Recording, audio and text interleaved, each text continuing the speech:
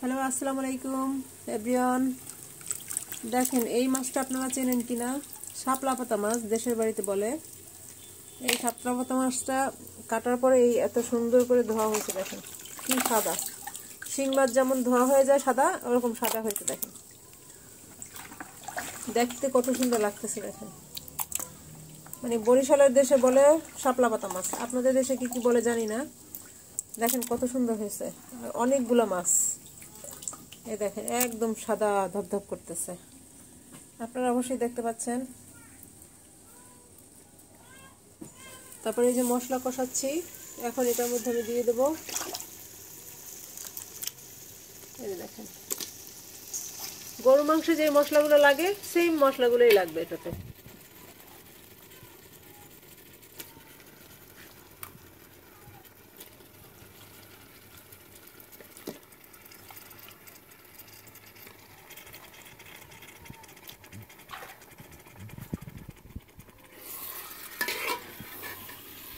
আপনারা অবশ্যই দেখতে পাচ্ছেন, অনেকে অনেক চুলায় রান্না করে, কিন্তু আমি কারেন্টের চুলায় রান্না করতেছি। আপনারা দেখতে পাচ্ছেন এই যে লাইন,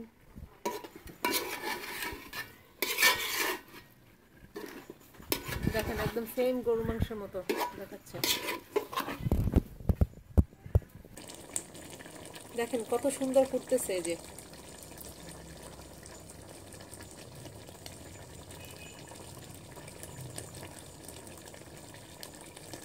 মাঝে মাঝে একটু নেড়ে চেড়ে দিতে হবে, এটা ঝোল খাওয়া যায় না।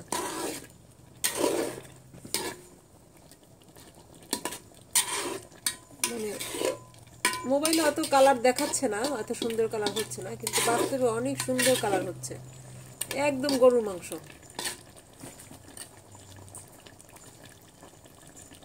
আপনারা যারা কোনোদিন এই মাছটা খান নাই, তারা একবার বাসায় ট্রাই করবেন।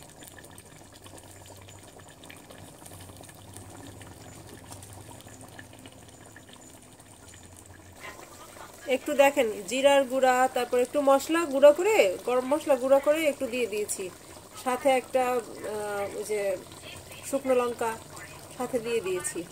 আপনারা এভাবে দিতে পারেন, আর যারা মশলা কম খান কম দিতে পারেন, আপনাদের ইচ্ছে। গ্রামের দেশে শীতের সকাল, দেখেন ধোয়া উঠতেছে।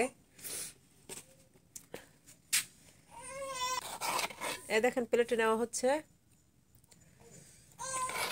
দেখতে যতটা সহজ, মানে দেখতে আপনার, হ্যাঁ রান্নাটা কিন্তু এত সহজ না, কিন্তু আমি সংক্ষেপে দেখাচ্ছি।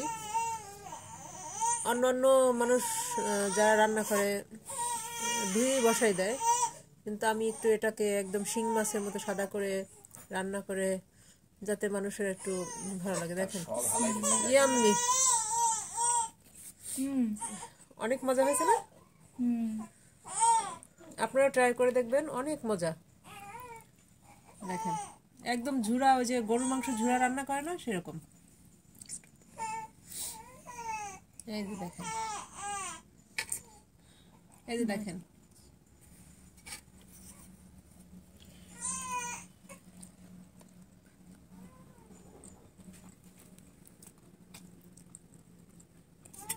এই যে দেখেন একদম গরুর মাংস ঝুরা মাংসের মতো লাগে খেতে, অনেক মজা। আপনারা ট্রাই করবেন। থ্যাংক ইউ, আসসালামু আলাইকুম।